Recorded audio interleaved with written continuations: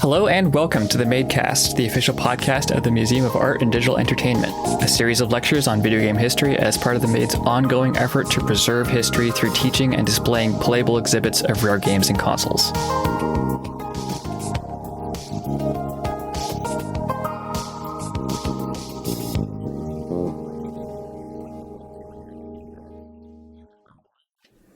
I'm Miles. And I'm Anthony. This week, Red talks with the Made's own new executive director, Shem. They talk about what got him interested in gaming, what the museum's up to currently, and how he got into his position at the Made. But first, let's get into some news.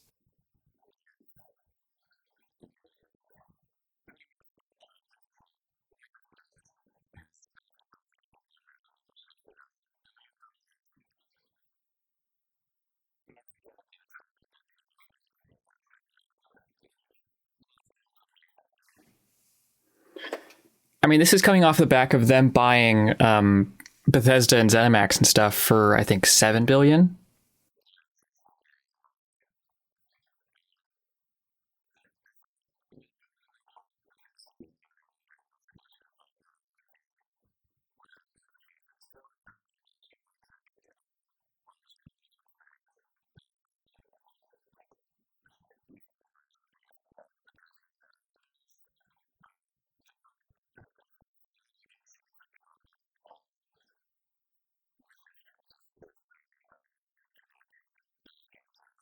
Mm-hmm.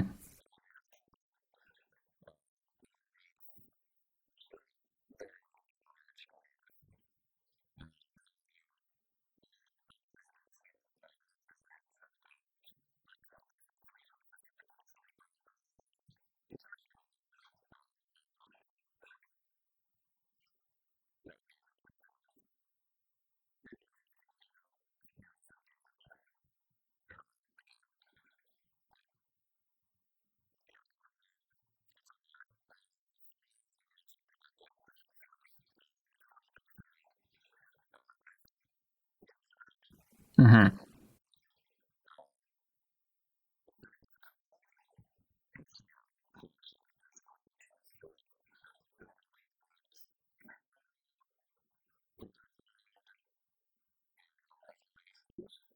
Yeah.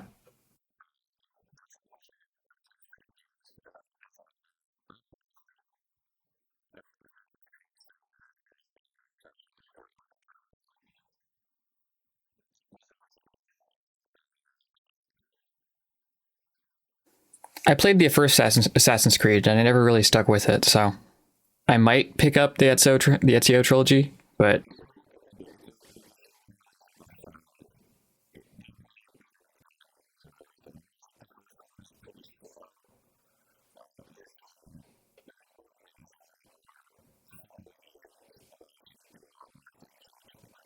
mm-hmm.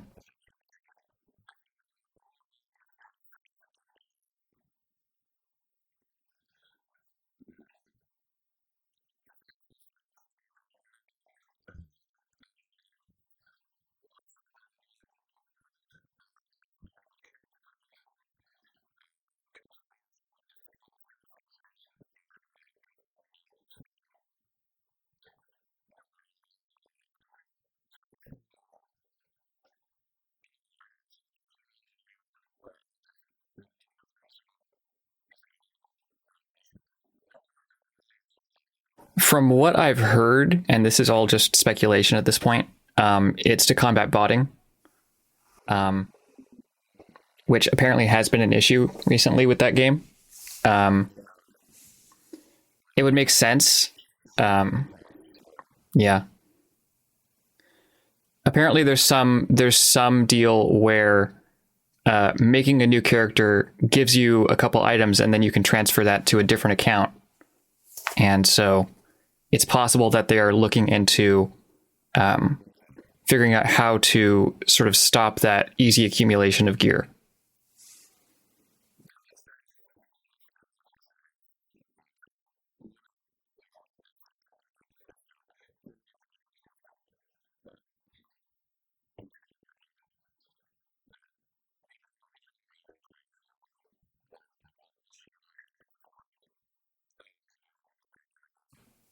Hmm.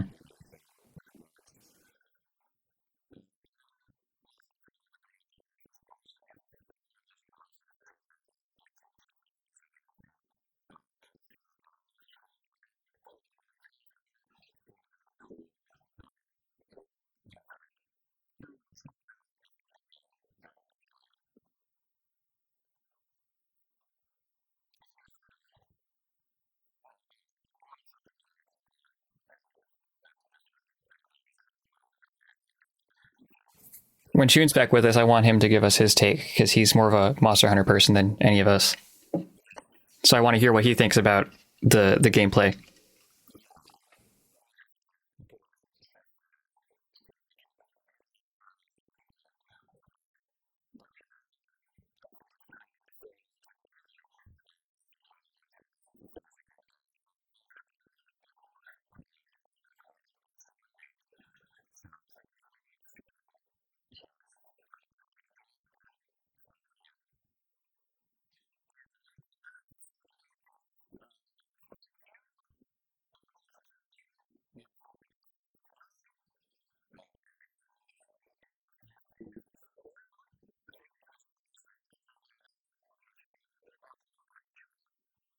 Good. Thanks for having me.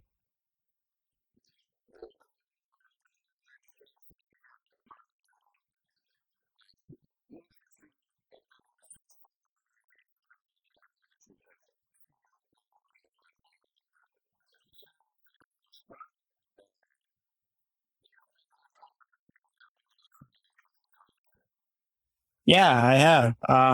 I don't want to give too much away just because there's a lot that's in flux right now. Nothing's set in stone, but we are definitely looking for a new spot, which is really exciting. Uh, yeah, just I think a lot of options are open right now. Really, it just boils down to price. How can we're a nonprofit. So how do we maximize the amount of impact we can have on the community for the least amount of cost? Because we really want to take all of the donors' contributions and really extend that as far as possible.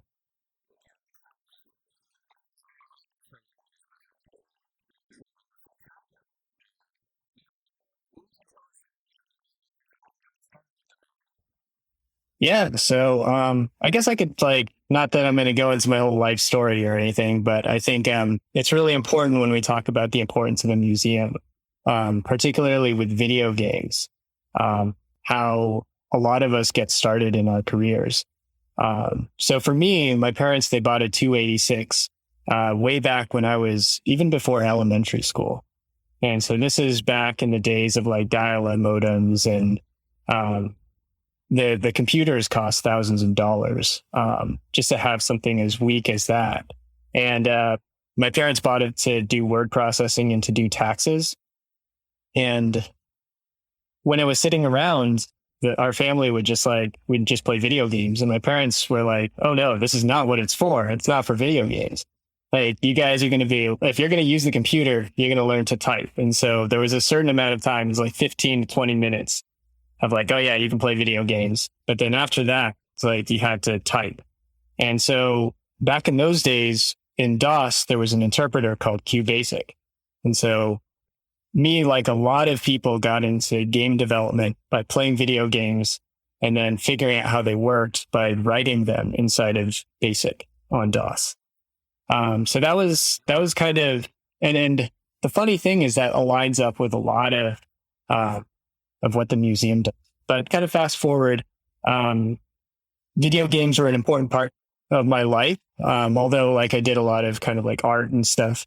It always stayed at like in the kind of back. I was always doing like tiny little scripting, like doing game modding.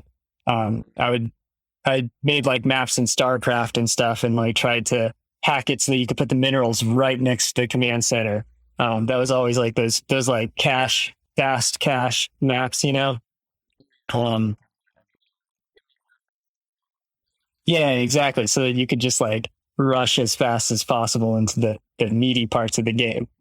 Yeah, yeah, totally.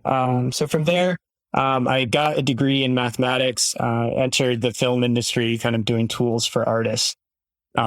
and had a short stint running a startup, and now I work kind of in the big tech area, just a standard one of those Silicon Valley companies.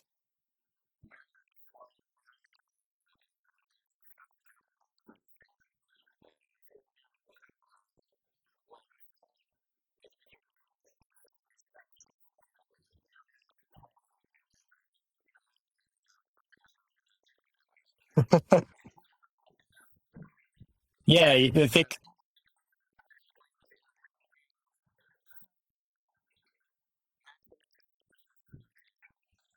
yeah, absolutely. And I think like kind of one of my visions moving into the executive director position is like, how do we collaborate very closely with a lot of the organizations that already exist within Oakland? So for instance, like there's Little Saigon. We took up some of our collection out there. It's not doing too much good, just sitting in storage. So like if we take it out to those communities, then they have a benefit. So like how do we kind of like hack the map to like put our collection into all those like key spots?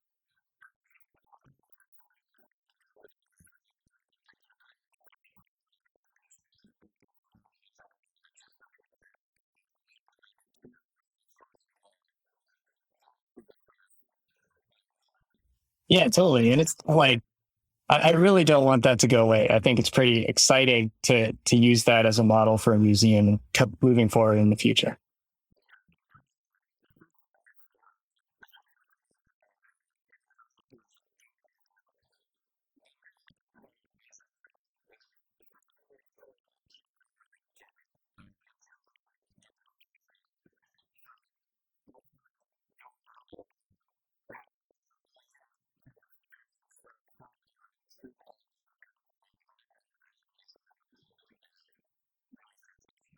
Yeah, absolutely.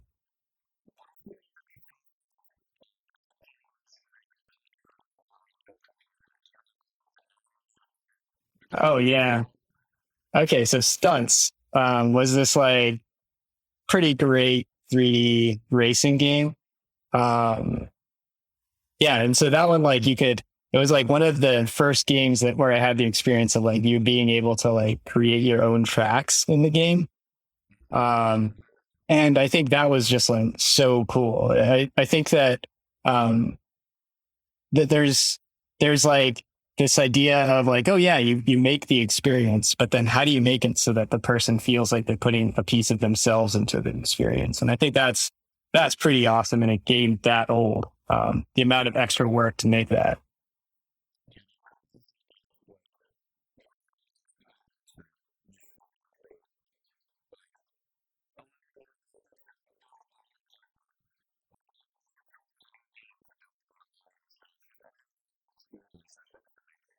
Yeah, totally.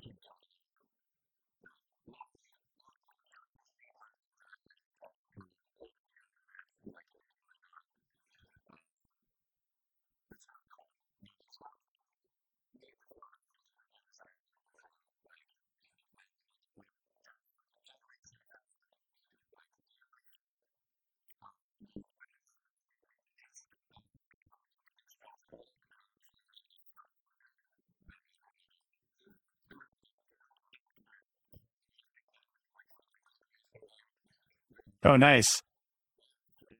Do you remember what it was called? Bummer.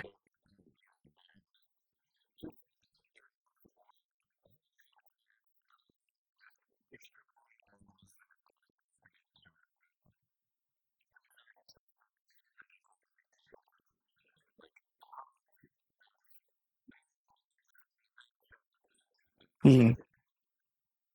Yeah, I think that the 286. Oh, just like really quickly, the 286 I was using, I think that was like from 92, 93, and so it's like kind of interesting, like hearing you talk about it because that's like I was on the command line, and then like suddenly like the machine you're using is like you have a whole like GUI and everything, which is different generation.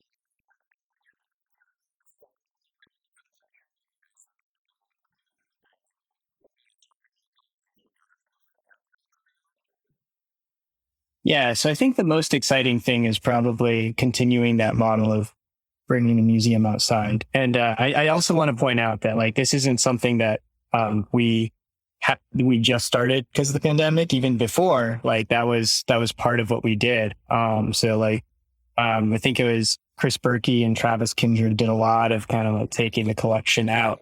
And so I also want to kind of maybe make a little call out to organizations. So it's like, hey, if you have an event and you're interested in kind of partnering on this kind of stuff, yeah, we'd love to continue that. I think the next thing, the two things that I also want to bring up.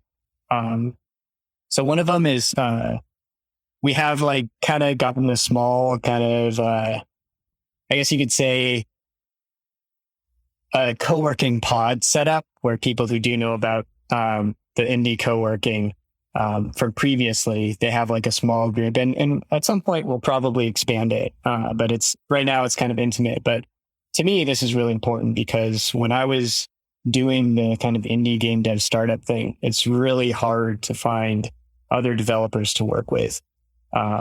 It's because it's like it's such a niche thing, right? And what a lot of people don't know is that in Oakland, we have a bunch of really cool indie game developers, or people who are working adjacent to that space. And once things start calming down and people are able to go out again, that's something I'm super passionate about. Like, I think that that games are a incredible form of artistic expression. And there's the educational element, but once you get a little bit older, is there a space where you feel comfortable getting critiqued on your video games, sharing your video game, and having people who understand the struggle about you? I think that's super important. So, co-working, once that opens up, I'm super excited to have more people.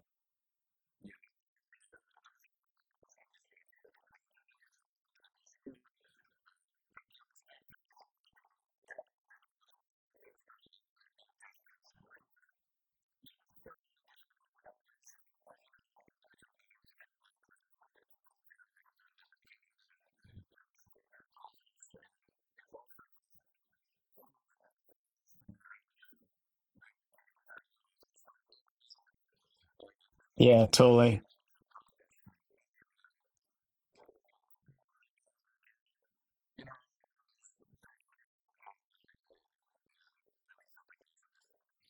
Yeah, absolutely.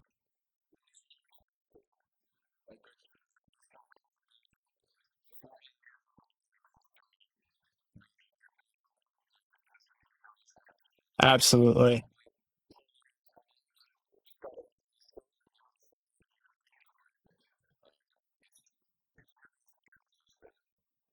Yeah.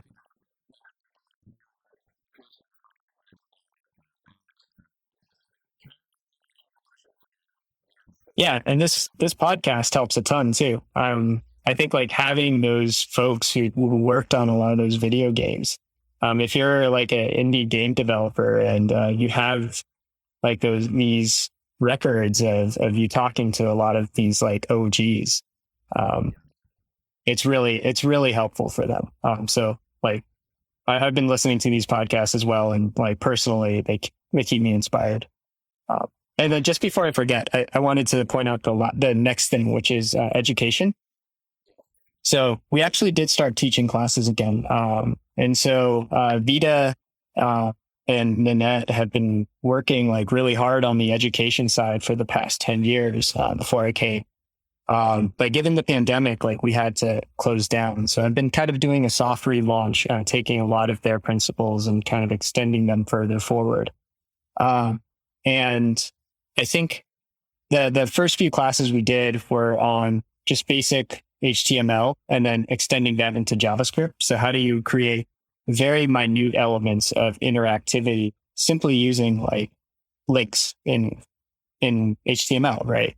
I think a lot of times like people are like, oh man, I need to know like all this math. I need to know like graphics and all of this crazy stuff before I get started making video game. Well, it's like, no, like the first video games, a lot of them were just text-based. So, I think that like kind of breaking down that barrier of like first of all, just express yourself. And then from there, then we can start like teaching you about like the more complex aspects. And so moving forward, what I want to do is have a direct pathway into the co-working. So kids can come in and they say like, I have this idea for a game. And we simply sit down and hash out like, what's the simplest version of that? Can we get to like something that maybe doesn't even have graphics at all, but like you made something and then you can start building on that. So it's like kind of like a mini co-working space where it's more about helping get started. And then from there, as the kids get older, maybe they're in high school now and they're like starting to learn more in school about algebra, about calculus. Then we can start taking those concepts and they can even move into the general co-working group and have industry folks like actually show them how all of this stuff applies. So I'm super excited about that too.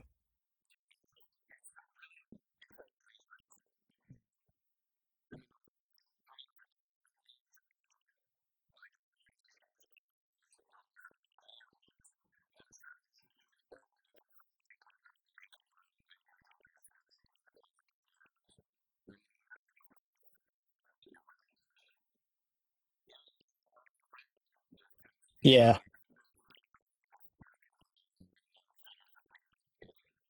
totally.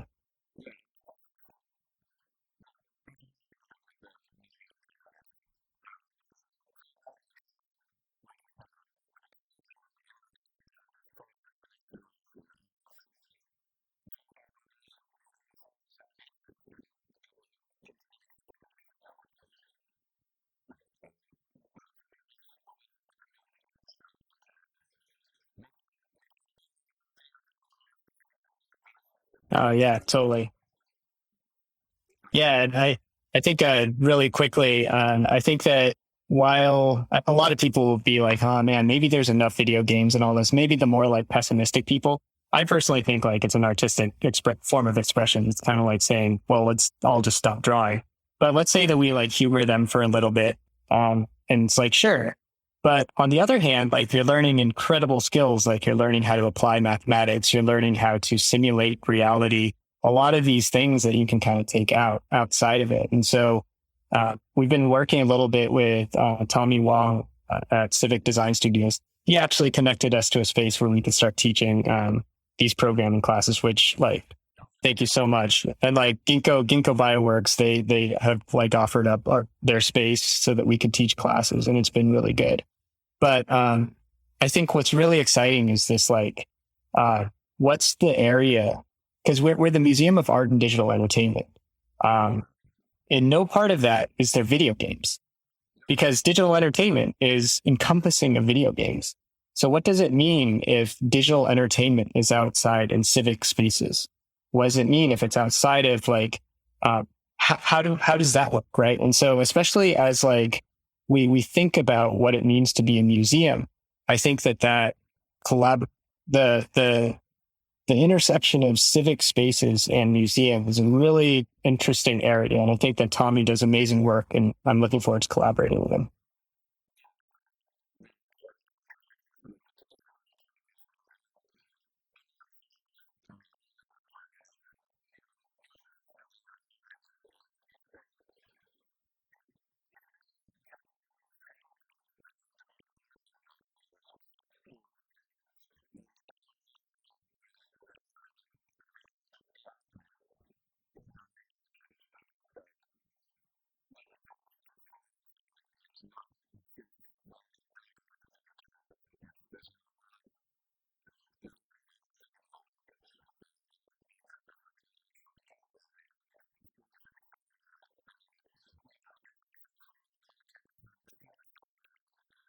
Oh yeah, totally.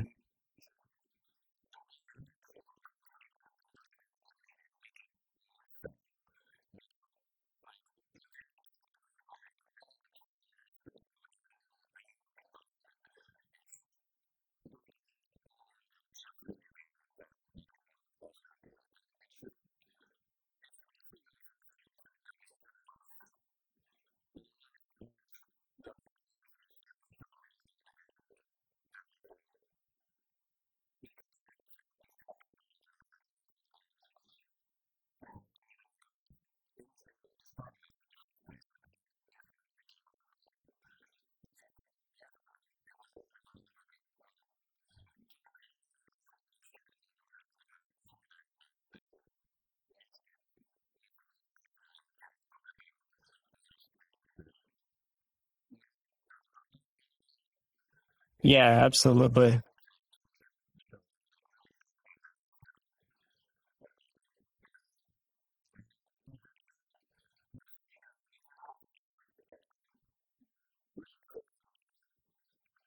That's a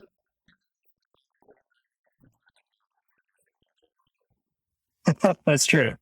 This is a hard question. Okay, so favorite game of all time or favorite game right now? Okay.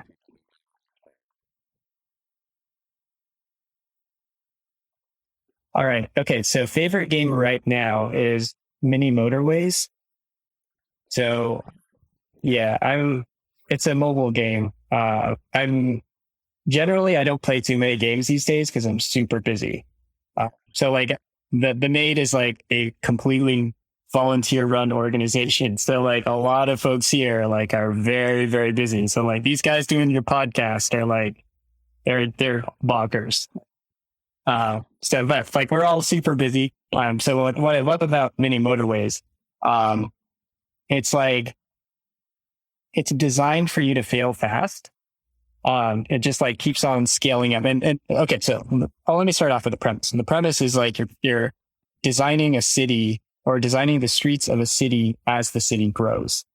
And so things like there will be houses that you have to connect to resource points, and cars will go to those resource points and come back to the house. And if you design a really bad city and the resources pile up inside of those resource points, you lose. So the goal is to keep it going on as long as you can. And what I love about that is like, it's like, it gives this like sense of, oh yeah, I'm accomplishing this thing. But then when it ends, it's not like completely horrendous. You know why you failed and you could move on to like your life. So right now it just like fits so well into my schedule. Like I can get in a game and I can be like, okay, cool. All right. I can go back to normal life and I'm refreshed to do that.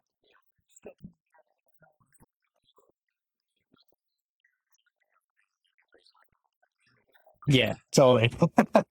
Yeah, the real game. And then I guess of all time, this is tough. So I probably put the most hours into StarCraft. But I would say I think the games that I aspire to are like Shenzhen IO. So that's a game where like you can either pop open a PDF of a manual that so you're basically coding in assembly to put together tiny electronic devices inside the game. And so it has like a whole assembly compiler inside of there. And you have like a signal process. You basically process signals within each of the microcontrollers. And then how I like to do it is I like to print out the manual that teaches you how to code in their like mini assembly language and just go through and and play the game as if like I was still a kid. And to me, that's like it's. I feel like there's this really cool connection between like, oh yeah, you're just having fun and like you have these characters who you're talking to in the game. But then when you go out into real life, it's like, wow, like things are pretty similar. And then you start to like learn how to enjoy things in real life. And I think that that's like a really cool model that I like in video games. It isn't like an end to itself. Like it isn't to suck you in and just like keep you there, but it moves you into the real world and lets you start thinking like, how is the real world like a game? Where can I take my risks? Where should I not? And then like you will eventually start taking more risks because like you've learned enough in the game that you know how to get rid of the stuff that you shouldn't be risking.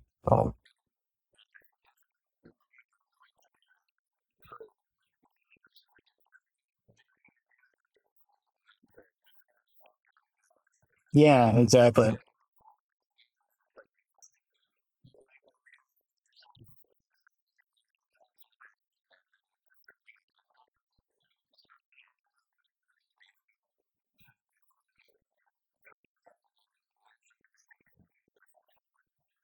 Yeah, totally.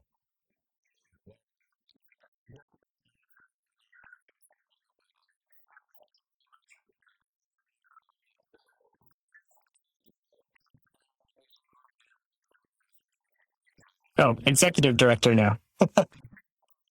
Yeah. So, oh yeah, I should probably just also point out. So Alex Handy is still with the organization, but he has transitioned to chairman of the board. So he's definitely going to be helping out. He helps me out on day-to-day stuff during the transition, but we definitely need somebody to help wrangle up board members. And speaking of which, if you are a person who has like been in the industry, wants to know how to give back, or think that like your skills could be really useful at the board level, definitely reach out to us, because we definitely need that kind of direction. As the executive director, and there's only so much that I can see on the horizon. Having more perspective definitely helps me out. So would be glad to have you. Yeah, so there is you can either email info@themade.org, or there is a contact page that you can contact us from.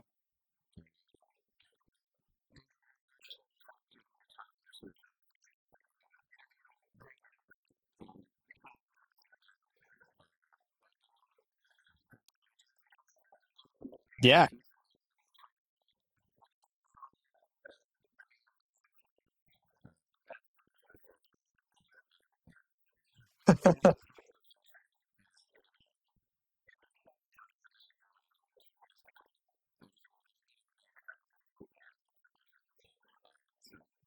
I agree. Thanks for having me. Keep it up. Latest.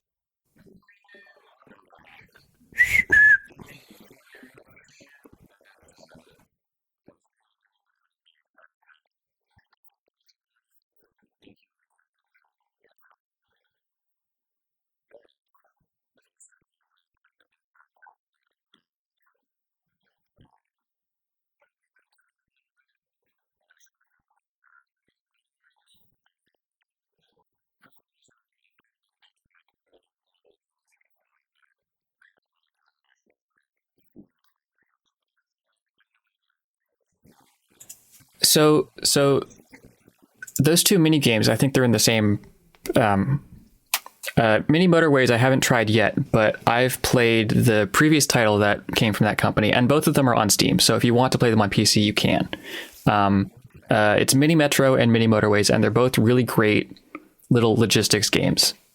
Shem's talked about them in detail, so I'm not really going to go into it, but I agree with his recommendation.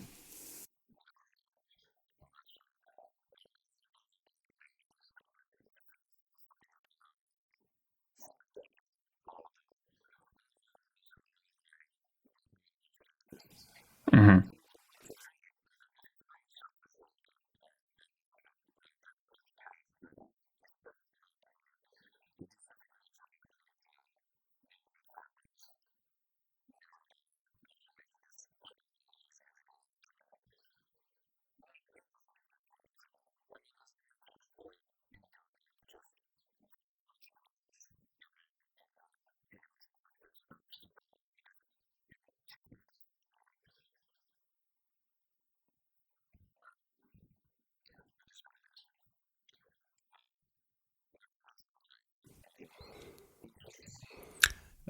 Yeah, so I just recently picked up a copy of Super Star Wars from the PlayStation Store. What's that? Yeah, pretty much. So Super Star Wars, developed by LucasArts, released for the SNES 1992, was sort of like this run and gun action shooter game, taking place in the Star Wars universe. Yeah, similar to like Contra or like Metal Slug. And yeah, just as Red said, it's brutal. Like OMG, the first level, I can't beat the first level because it's one of those. Yeah, it's one of those like you have to memorize like sort of every little like nuance and enemy position. Yeah. Mm-hmm. Yeah.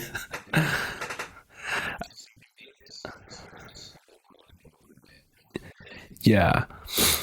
And if you're thinking like this is going to be super canon, it kind of isn't. Well, at least with the enemy types. In the first stage, you're like fighting sort of like flying creatures. I don't even know what they are. And a lot of scorpions. Tons of scorpions for some reason.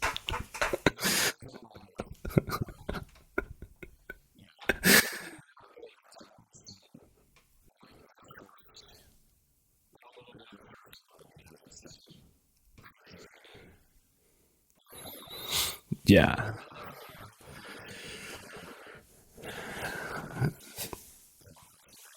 Thanks. I'm going to need it.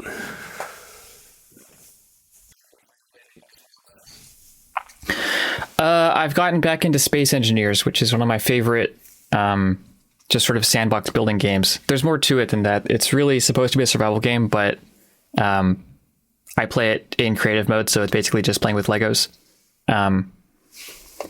It's fairly old at this point. It's still being developed. There's a new DLC that's going to overhaul the weapons and combat systems coming in, I think, next month. And really what makes that game great is the mod support. The Steam Workshop for it has, I think, 500,000 items on it. And so it's everything from like custom designed planets to like special thruster decals to like completely different systems of like, here's how this resource works now versus like all this stuff. It's the mod community has really made this game incredible. It's already good, but it's kind of bare bones in its default state. And to me, it's a lot of fun because it's just playing with my toys. You get to build a cool spaceship and fly it around, and it has sort of realistic physics and gravity and all of that sort of stuff. And, then you smash them into each other and see what happens.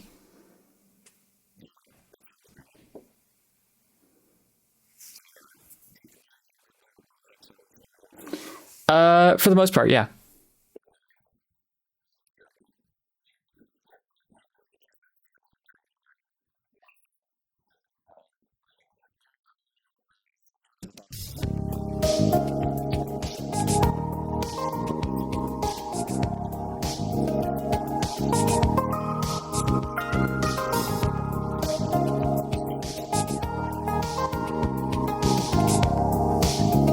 We'd like to send out a big thank you to everyone who donated recently and to our Patreon supporters who keep the Made afloat. Patreon donors get to listen to this podcast 1 week before it's released on major streaming services, and we'll continue that with future episodes every week. This week's episode was brought to you in part by Patreon donors Felipe Sanchez and Paige Table. Thanks so much for your support.